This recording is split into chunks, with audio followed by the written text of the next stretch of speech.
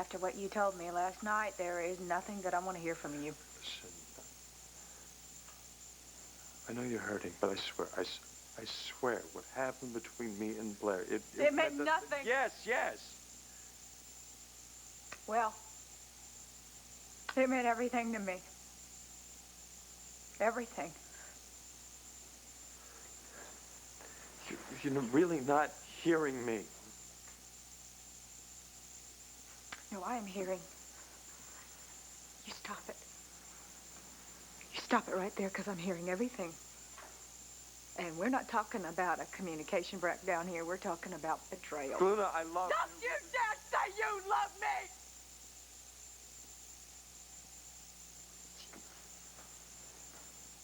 I've been living my life for months because I thought that my love for you and what we had between us, I really thought that would be enough to make it right again. Because I thought, deep down, you still loved me. Well, I don't want to hear it. I don't want to hear any more of your lies. You know, frankly, I wonder if you ever felt anything genuine for me. I wonder if you ever felt any love for me, because if you did, that wouldn't have happened. It was all lies. And I bought it. What to do to make you see that it's not true? No, you can save your breath, because it isn't going to work. So, I want you to get your things. I want you to get out of here. And I don't want you to ever come back.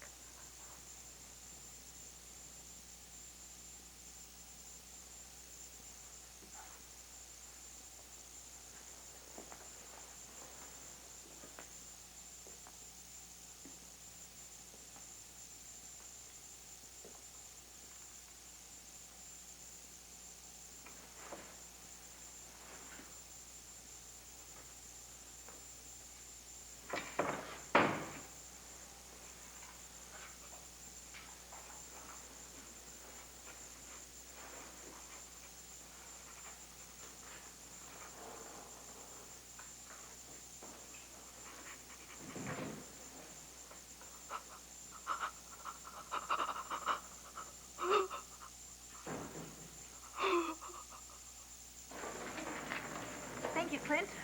You've been very kind. Well, I'll get this on Quincy's desk so that it can be converted to our computer system. Excuse me. Well, goodbye. Cassie. Honey, I know you're very angry with me. I understand that. I certainly don't blame you. But I hope that in time you realize that I never wanted to hurt you. This was never about me. No, it wasn't, Cassie, but you've been affected by all of it, haven't you? Because what happens to your mother affects you, and I have seen how you have suffered. Ever since the very beginning, when Sloane's book was first published, I have worried about you, I have thought about you, and I have seen what you have had to endure. Vicky, I know that you care about me. But your feelings about me are not the issue. Your feelings about my mother are. I am very sorry.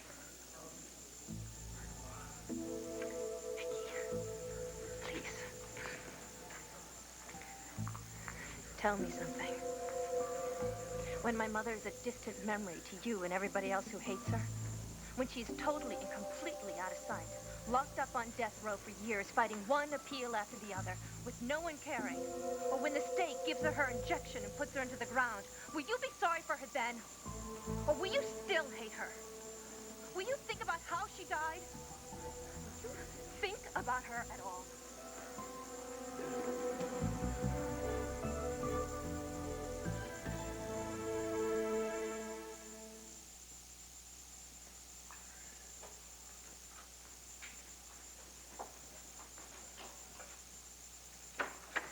Hello, I'm home to our empty home. Not for long. Unless your boss lady doesn't want you to leave now. Dorian Lord is not my boss lady, and she told me to go off and have a lovely vacation and spend lots of your money. Not even one argument about her lawyer leaving her in the lurch? No, and that makes me suspicious. What do you mean? But one minute she's completely in anxiety. She's claustrophobic. She's swearing that she'll die in jail before they have a chance to kill her. Yeah, and the next... And the next minute, suddenly she's found her spiritual home. She's happy there. You know, go shopping. I'm fine. It's Cookie. Question. Shoot. Okay, is it just a little bit kooky so that there's really nothing to worry about? Or is it a lot kooky so that you can't even relax for 5 minutes and she's gonna screw up our whole vacation? It's a little Cookie. Thank you. Thank you.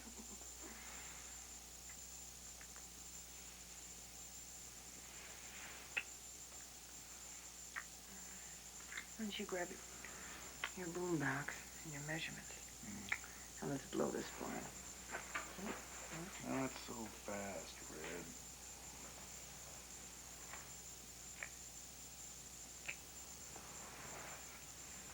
There. Now we can go. I had something a little more indulgent in mind. An hour ago, you were chomping at the bit to get out of An here. hour ago, I hadn't had this brilliant idea yet. What idea? While you were off visiting Dorian Lord, I was walking around in this empty room here, and all of a sudden, I just got flooded with memories. What memories? We haven't even left here yet. Oh, the memory. Of splendor in the empty room. So, are you saying that when we come back from New England with a truckload of objet d'art? Just might be too late, you know. I mean, the decor could get in the way of our abandon.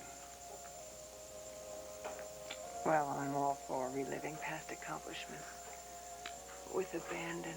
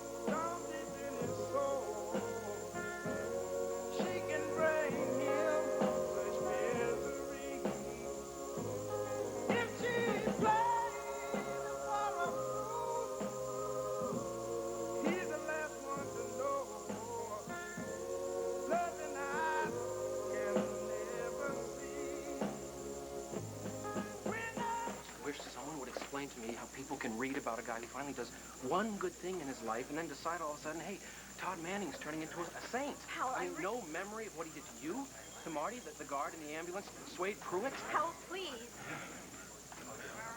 I'm sorry.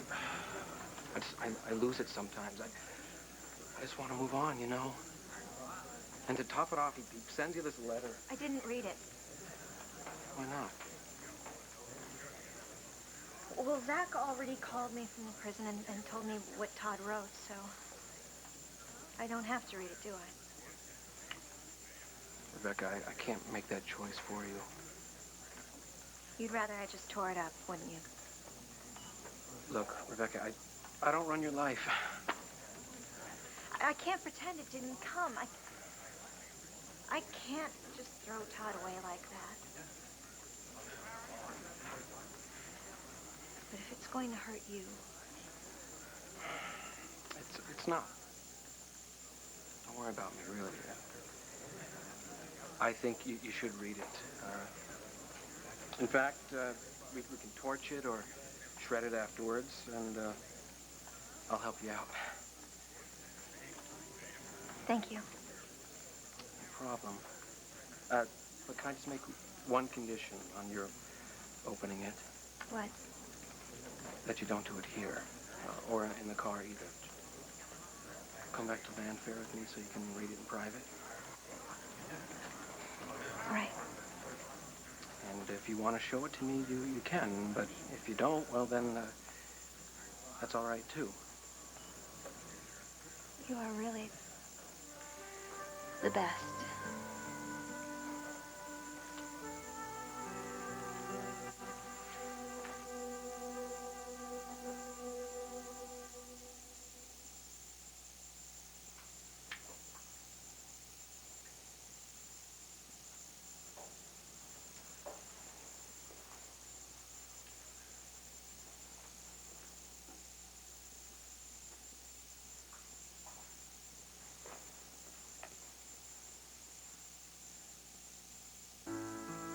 I have a vision.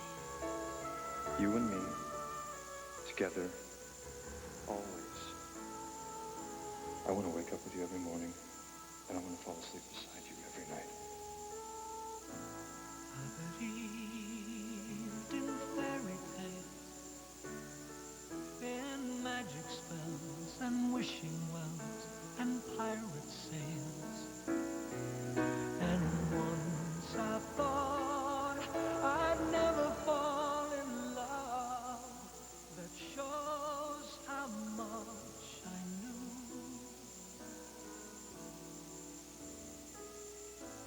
And I believed in Superman, in Santa Claus, the world of Oz, and Wonderland.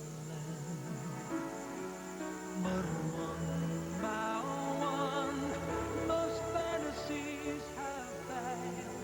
But you keep shining through. I still believe in you. I could never down your kiss. No other love fills me like this. If you take a chance, you'll see. I believe in you. Believe in me. Our dreams may turn to dust, but I don't care. If you be there, I'll always trust. 'Cause I believe with all my heart and soul, this dream we share is true. And I still believe in you.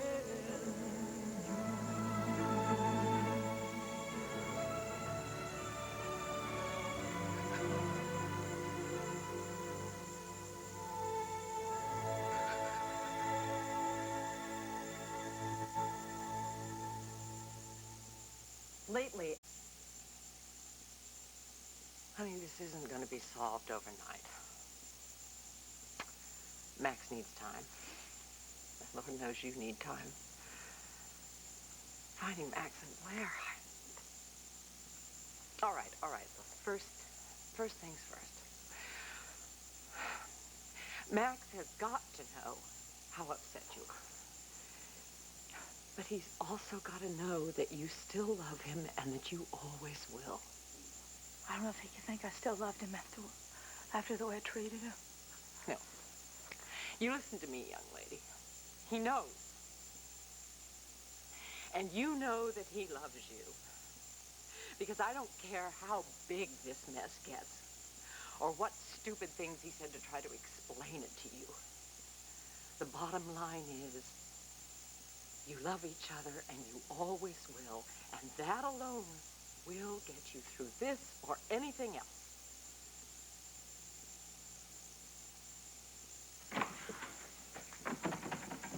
You? Well, what are you doing with those? My wife packed my bags for me. Max, you've been to Landview already and then back again? Here I am.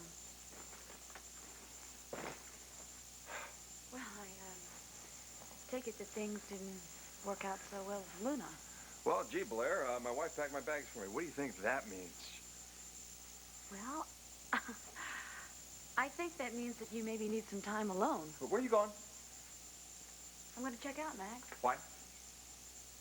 Well, because I didn't want to be here alone to remember the things that I didn't want to remember. Oh, no, shouldn't remember. I drove all the way back here to be with you. You did? Of course I did. I want some fun. I want to find a game, play, and I want you to be there with me.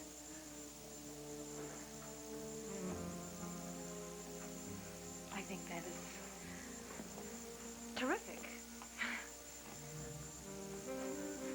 What did you have in mind, Max? Well, hey, this is Atlantic City. I mean, the mind reels with the possibilities. Don't you think? Fun. I want some serious, kick-butt fun. What do you say?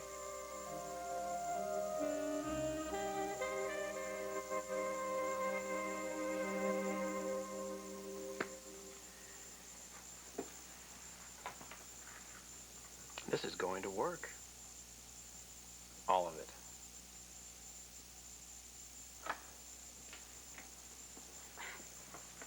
Did they say who my visitor was? Oh, well, who's left? Oh, maybe it's my daughter, Kathy.